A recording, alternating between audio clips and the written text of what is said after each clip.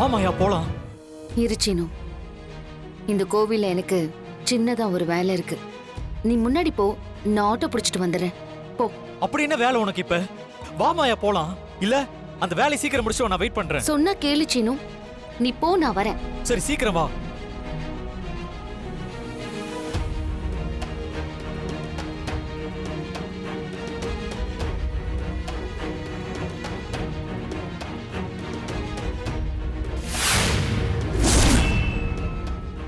என்ன பாக்குற? என்னை எலெக்ஷன்ல தோக்கடிச்சிட்டேன்னு எல்லாரும் எவ்வளவு திமிரா நடந்துகிட்டீங்க. உங்க ஆசை பெரியம்மா பெரியப்பா 2 பேரையும் எப்படி கொட்டங்கட்டி உள்ள தூக்கி வச்சேன்னு பார்த்தல. ஆமா, நீ மட்டும் ஏன் இங்க நிக்கிற? நீதானே முதல் ஆளா ஐயோ பெரியம்மா பெரியப்பான்னு குதிச்சுக்கிட்டு ஓடுவ. அதுக்கு முன்னாடி உன்னை முடிக்கணும்னு நினைச்சேன். அதுக்கான நேரத்தை பார்த்து காத்துக்கிட்டு இருக்கேன். நீ என்ன சொல்ற?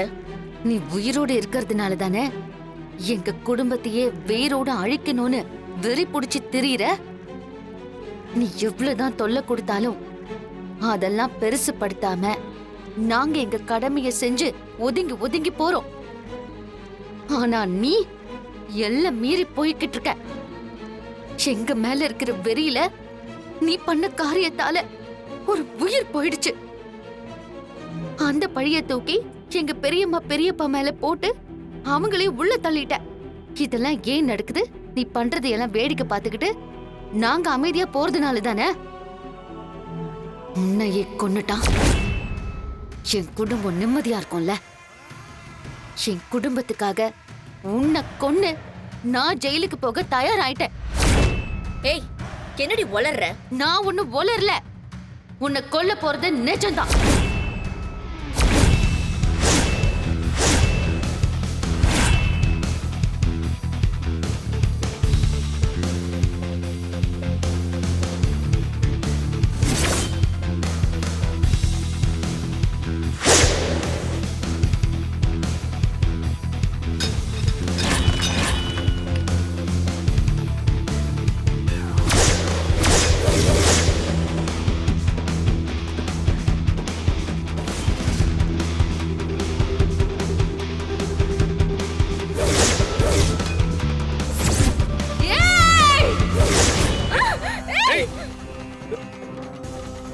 ஏய் நில்லு.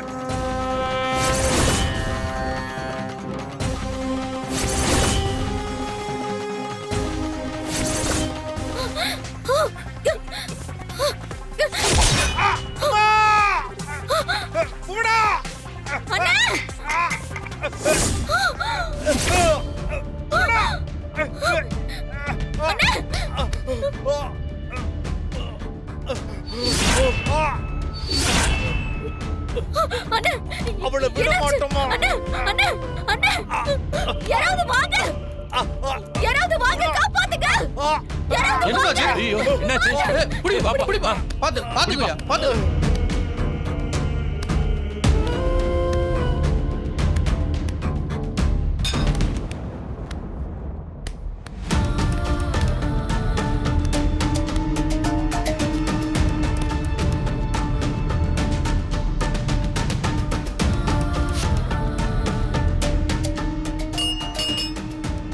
Hello ambulance.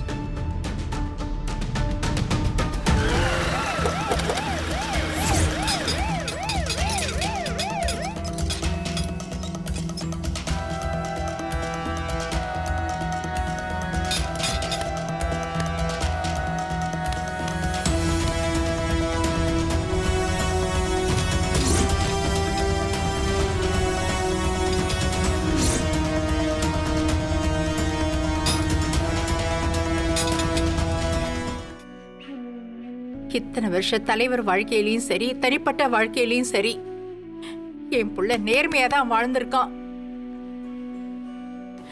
ஜானகியும் அவனுக்கு ஏத்த மனைவியா தான் வாழ்ந்திருக்கா. இப்ப என்னடானா அவங்க 2 பேரும் லஞ்சம் வாங்கினதா சொல்லி வீட்டுக்குள்ள வந்து தங்க கட்டிகளை பறிமுதல் பண்ணிட்டு போயிருக்காங்க. என் பிள்ளையும் ஜானகியும் நல்லபடியா வெளியே வரணும். கடவுளே, அவங்கள வெளியே கொண்டு வரதுக்கான வழியை நீதான்ப்பா காட்டணும். பாட்டி, எப்படியும் பெரியம்மாவையும் பெரியப்பாவையும் வெளியில கொண்டு வரதுக்கான எல்லா வேலைகளையும் நாங்க பாத்துக்கிட்டு இருக்கோம் பாட்டி. நீங்க நம்பிக்கையோட இருங்க. கணேக்கம், உள்ள வரலாமா? வாங்க சார். வாங்க சார். பூனா சேர் எடுத்து ஆ. உட்காருங்க சார். தங்கச்சி, சார் தான் பிபி டைகர் சிவானந்தம். வணக்கம் சார். சார், இவங்க தான் என் தங்கச்சி புவனேஸ்வரி. ஓ, என் தங்கச்சி கிட்ட உங்களை பத்தி தான் இவ்வளோ நேரம் பேசிக்கிட்டு இருந்தேன். மா, சார் ஒரு கேஸில் ஆஜராகிறாருன்னா எப்பேற்பட்ட லாயரா இருந்தாலும் எதிர்த்து நிற்க மாட்டாங்கம்மா.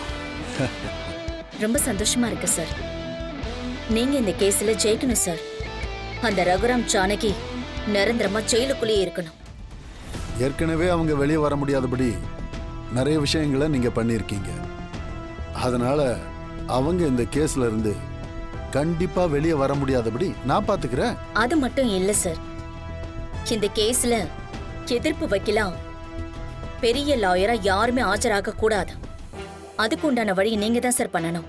நான் பார் அசோசியேஷன்ல பேசி இந்த கேஸ்ல எந்த லாயரும் ஆஜராகாதபடி நான் பாத்துக்கிறேன். நான் சொன்னா அவங்க எல்லாரும் கேட்பாங்க. என்ன, அவங்கள கொஞ்சம் கவனிக்க வேண்டியிருக்கும். சார், அதெல்லாம் எவ்வளவு பண்ணணுமோ நம்ம தாராளமா பண்ணிடலாம் சார். நீங்க இதுல ஆஜராகிறது ரொம்ப சந்தோஷம் சார். எனக்கு வேண்டியது ரகுராம் ஜானகி நிரந்தரமா ஜெயிலுக்குள்ள இருக்கணும். அதனால அந்த ஜானகிக்கு நகரமன்ற தலைவி பதவி போகணும். அந்த பதவியில நான் தலைவியா வந்து உட்காரணும். அதுக்கு நீங்க என்ன எதிர்பார்க்கறீங்களோ அதை விட டபுள் மடங்கு நான் செஞ்சு தரேன் சார். கண்டிப்பா பண்ணிடலாம், கவலையே படாதீங்க.